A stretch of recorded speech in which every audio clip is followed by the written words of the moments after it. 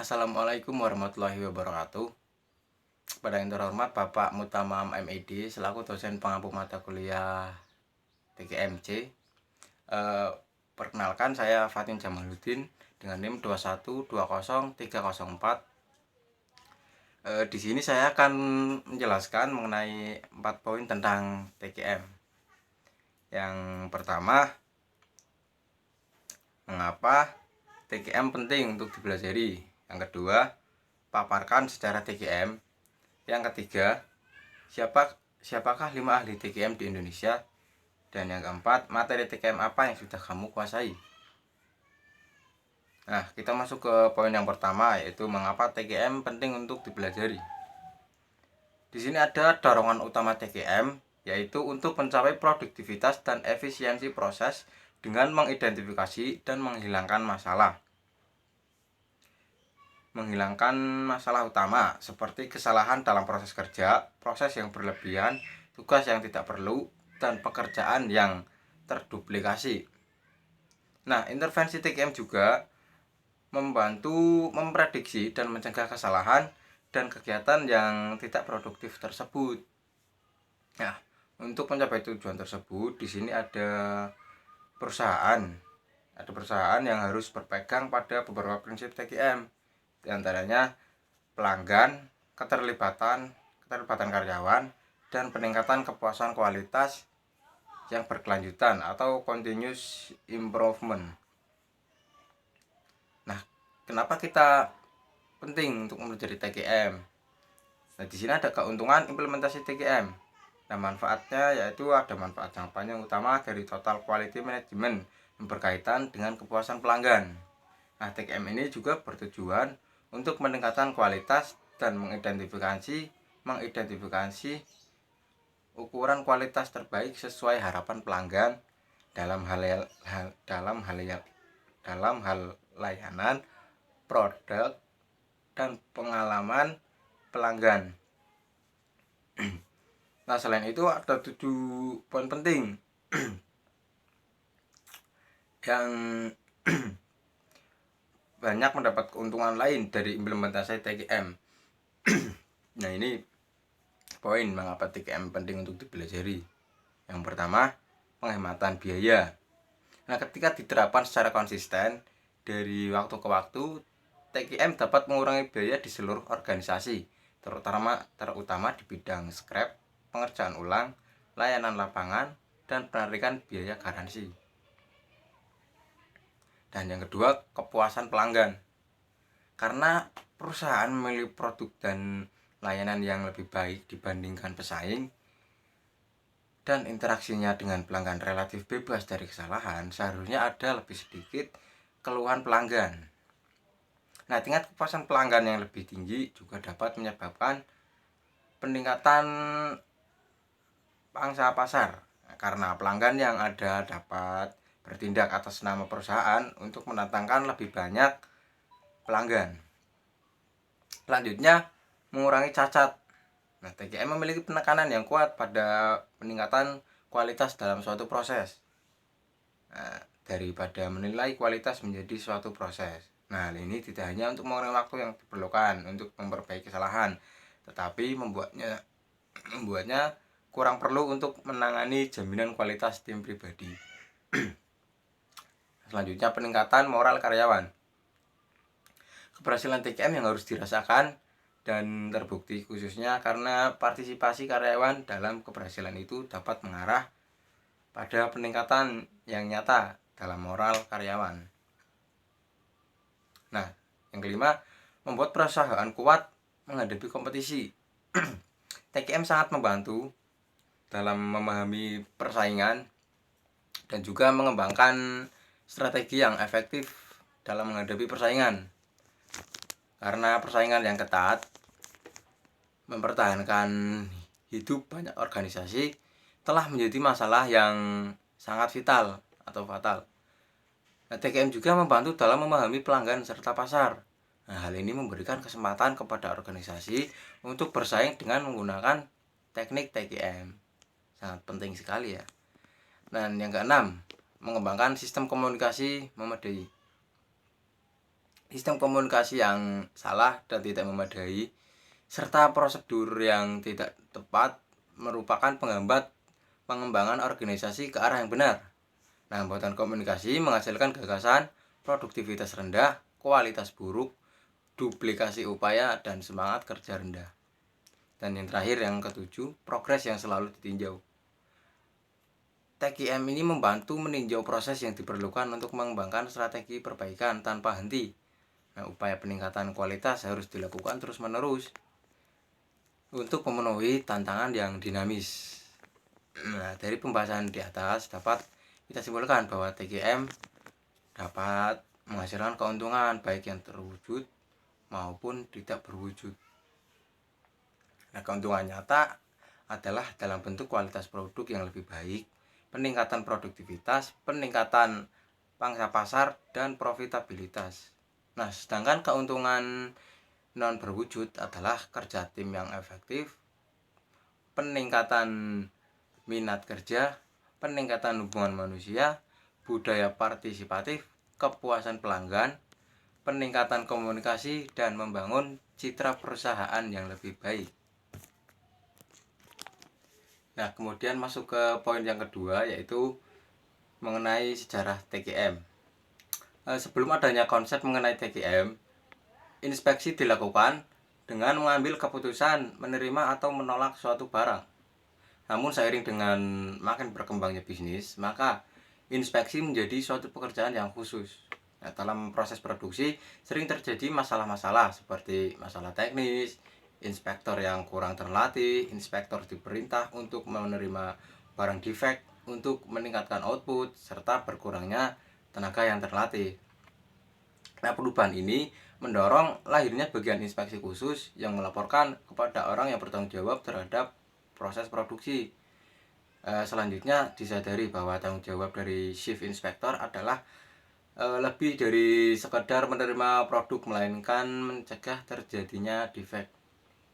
Nah, maka kemudian muncullah bagian quality control khusus yang bertanggung jawab terhadap inspeksi dan kontrol akan kualitas. Pada tahun 1920, teori statistik mulai diaplikasikan secara efektif ke dalam quality control, dan pada tahun 1924, Shewhart membuat sketsa pertama modern control curve. Nah, setelah itu karyanya dikembangkan oleh Deming, dan karya-karya dari Shewhart, Deming, Dodge, dan Romiglah yang sekarang dikenal dengan teori statistical process control atau disebut dengan SPC. Nah, namun hingga akhir 40-an, teknik ini hanya sedikit digunakan oleh perusahaan manufaktur. Saat itu, perindustrian Jepang sedang hancur dan memiliki reputasi akan barang murah imitasi dan angkatan kerja yang buta huruf. Jepang menyadari hal ini akan berusaha dan membenahinya dengan pertolongan para pakar kualitas, yaitu Juran, Deming, dan Feigenbaum. Kemudian pada awal 1950, praktek manajemen kualitas berkembang dengan sangat cepat di perusahaan-perusahaan Jepang dan menjadi suatu tema utama dalam filosofi manajemen Jepang. Sehingga pada tahun 1960, manajemen kualitas dan kontrol akan kualitas telah menjadi suatu yang membudaya secara nasional. Pada akhir 1960 atau awal 1970, impor Jepang ke Amerika Serikat dan Eropa meningkat secara signifikan. Nah, karena produk-produknya yang lebih murah dan berkualitas lebih tinggi dibandingkan dengan negara-negara barat. Nah, pada tahun 1969, di Tokyo digelar konferensi internasional pertama mengenai quality control yang disponsori oleh Jepang, Amerika, dan Eropa. Saat itu Feigenbaum memperkenalkan istilah total quality. Nah, untuk pertama kalinya Ishikawa juga menjelaskan bagaimana perbedaan aplikasi total quality control di Jepang, yang berarti company wide quality control. Nah, di mana seluruh karyawan dari top manajemen hingga pekerjanya harus mempelajari dan turut berpartisipasi dalam quality control. Nah, revolusi kualitas di barat berjalan lambat dan tidak mulai hingga awal 1980. Ketika perusahaan memperkenalkan program-program yang mendorong peningkatan kualitas untuk mengikuti sukses Jepang. Nah, pada tahun 1982, pasar finansial di Inggris anjlok dan berakibat buruk terhadap standar kehidupan di negara tersebut.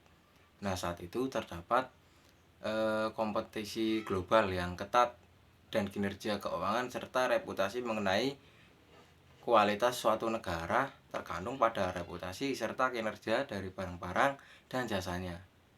Nah, sejak itu sistem kualitas British Standard atau BS dipublikasikan pada tahun 1979 dan pada tahun 1983 diluncurkanlah National Quality Campaign dengan BS 5750 sebagai tema utamanya.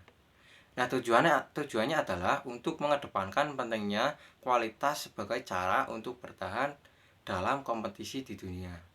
Nah, sejak itu International Standard Organization atau ISO 9000 telah menjadi standar yang diterima internasional untuk sistem manajemen kualitas. Nah, ISO 9000 ini diawasi oleh ISO atau organisasi internasional di bidang standarisasi dan dikelola oleh badan-badan akreditasi dan sertifikasi. Nah, sertifikasi terhadap salah satu ISO 9000 standar tidak menjamin kualitas dari barang dan jasa yang dihasilkan, melainkan hanya menyatakan bahwa terdapat proses yang berkualitas dan konsisten yang dijalankan di organisasi atau perusahaan tersebut. Kemudian memasuki abad ke-21, total quality management sekarang merupakan lebih dari sekedar konsep yang berkaitan dengan kinerja organisasi dan mengedepankan pentingnya proses. Nah, disitulah TQM telah dikembangkan di banyak negara dengan tujuan membantu organisasi untuk mencapai kinerja yang sempurna, terutama dalam memberikan kepuasan pelanggan dan meningkatkan profitabilitas. Selanjutnya 5 ahli TQM yang ada di Indonesia. Yang pertama ada Sudono Salim. Nama Sudono mungkin tidak dikenal oleh banyak orang, namun tentunya kita tidak asing dengan BCA, Indofood, dan Bogasari. Semua perusahaan itu didirikan oleh Sudono Salim. Lelaki bernama asli Lim Siu Leong ini awalnya merupakan imigran asal Tiongkok yang merantau ke Indonesia. Pada usia 20-an, Sudono merantau ke Indonesia menyusul kakaknya. Awalnya ia bekerja menjadi buruh pabrik, kemudian mulai menjalankan bisnisnya sendiri. Bisnis pertamanya yaitu perdagangan minyak kacang dan pemasok cengkeh untuk perusahaan rokok di Kudus dan Semarang. Nah, bisnisnya berkembang hingga pada 1945 ia menjadi pemasok obat-obatan untuk Tentara Revolusi Nasional Indonesia. Selanjutnya yaitu Khairul Tanjung, pengusaha sukses di Indonesia, yaitu Khairul Tanjung atau CT.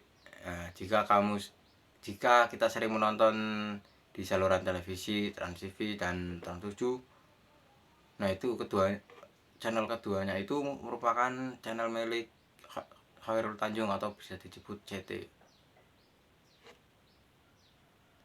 Selanjutnya Ciputra. Pendiri Ciputra Group ini memiliki nama asli Chi Jin Huan. Nah, ia merupakan salah satu pengusaha sukses di Indonesia yang menguasai beberapa bisnis properti. Nah, masa kecilnya tidak dibilang bahagia ketika berusia 12 tahun ayahnya meninggal di tahanan tentara pendudukan Jepang karena dianggap sebagai mata-mata Belanda. Selanjutnya Bob Sadino, pengusaha sukses di Indonesia ini juga memiliki kisah inspiratif untuk dijadikan motivasi. Bob Sadino ini dikenal sebagai salah satu pengusaha yang sukses membangun bisnisnya dari nol. Bob Sadino dikenal sebagai pengusaha nyentrik. Pakaiannya khas. Ia selalu mengenakan kemeja, lengan pendek, dan celana panjang. Bob menghabiskan sebagian hartanya untuk keliling dunia, kemudian kembali ke Indonesia dan membeli sebidang tanah. Dan yang terakhir Jogi Hendra Atmaja, pengusaha sukses di Indonesia yang satu ini dikenal sebagai pengusaha di bidang makanan ringan. Nah, produk-produknya yang terkenal yaitu biskuit Roma, permen Kopiko, Beng Beng, Astor, hingga minuman kemasan seperti le mineral dan teh pucuk. Pada tahun 1907 bersama rekannya Raden Sudikdo dan Darmawan Kurnia yang mendirikan PT Mayora Indah. Perusahaan yang melantai di bursa dengan kode Mayora ini merupakan perusahaan yang memproduksi makanan ringan yang disebutkan di atas tadi. Nah, perusahaan ini berdiri bukan tanpa dasar. Memproduksi biskuit merupakan bisnis keluarga yang sudah dijalankan oleh keluarganya pada tahun 1948. Nah, itu tadi 5 tokoh dari ahli TKM. Nah, masuk kepada materi yang terakhir, materi TKM apa yang sudah kita kuasai. Nah, materi yang sudah saya kuasai yaitu fokus pada pelanggan. Fokus pada pelanggan ini menurut International Standard Organization adalah manajemen puncak harus menjamin persyaratan atau keinginan pelanggan yang ditetapkan dan dipenuhi untuk tujuan meningkatkan kepuasan pelanggan. Nah, Whitley dalam Ciptono dan Diana tahun 2001 mengemukakan karakteristik organisasi yang sukses dalam membentuk fokus pada pelanggan, yaitu yang pertama, visi, komitmen, dan suasana. Nah, manajemen menunjukkan baik dengan kata dan tindakan bahwa pelanggan itu penting bagi organisasi. Yang kedua, penjajaran dengan pelanggan. Hal ini tercermin dalam beberapa hal, yaitu pelanggan berperan sebagai penasehat dalam penjualan barang dan pelayanan. Yang kedua, pelanggan tidak pernah menjanjikan sesuatu yang lebih dari yang dapat diberikan. Yang ketiga, seseorang memahami atribut produk yang paling dihargai pelanggan. Selanjutnya, memanfaatkan informasi dari pelanggan. Nah, pemanfaatan ini tercermin dalam beberapa hal. Yang pertama, semua pegawai memahami bagaimana pelanggan menentukan kualitas. Yang kedua, pegawai pada semua tingkatan diberi kesempatan untuk bertemu dengan pelanggan. Yang ketiga, pegawai mengetahui siapa yang menjadi pelanggan sesungguhnya. Nah, selanjutnya, mendekati pelanggan. Nah, mendekati pelanggan dikemukakan dalam beberapa hal, yaitu yang pertama, memudahkan pelanggan untuk menjalankan bisnis. Yang kedua, berusaha untuk mengatasi semua keluhan pelanggan. Yang ketiga, memudahkan pelanggan dalam menyampaikan keluhannya, misalnya melalui telepon, surat, dan datang langsung. Yang keenam, kemampuan, kesanggupan, dan pemberdayaan pegawai. Pegawai diperlukan sebagai profesional yang memiliki kemampuan dan diberdayakan untuk menggunakan pertimbangannya sendiri dalam melakukan hal-hal yang dianggap perlu dalam rangka memuaskan kebutuhan pelanggan. Nah, hal ini berarti setiap pegawai memahami produk atau jasa yang mereka tawarkan dan kebutuhan pelanggan yang berkaitan dengan produk atau jasa tersebut. Nah, ini terakhir, penyempurnaan produk dan proses secara terus-menerus. Nah, pendekatan ini diwujudkan dalam beberapa hal, yaitu yang pertama, kelompok fungsional internal bekerja sama untuk mencapai sasaran bersama. Yang kedua, praktek-praktek terbaik yang berkaitan dengan bidang pendidikan yang dipelajari dan dilaksanakan. Yang ketiga, siklus waktu riset dan pengembangan secara terus-menerus dikurangi. Selanjutnya, setiap masalah diatasi dengan segera. Dan yang terakhir, investasi dalam pengembangan ide-ide inovatif dilakukan. Nah, itu tadi beberapa karakteristik yang dapat digunakan sebagai pedoman dan membentuk fokus pada pelanggan. Pada tahap awal, setiap organisasi perlu melakukan analisis diri. Nah, dalam analisis diri ini akan ditentukan karakteristik mana yang sudah dan belum ada dalam organisasi. Nah, organisasi perlu mewujudkan karakteristik yang belum ada tersebut hingga fokus pada pelanggan dapat terbentuk. Mungkin cukup sekian, itu tadi pembahasan dari saya. Kurang lebihnya mohon maaf ada kesalahan dalam penyampaian materi atau perkataan, saya mohon maaf yang sebesar-besarnya. Wabillahi taufiq wal hidayah. Wassalamualaikum warahmatullahi wabarakatuh.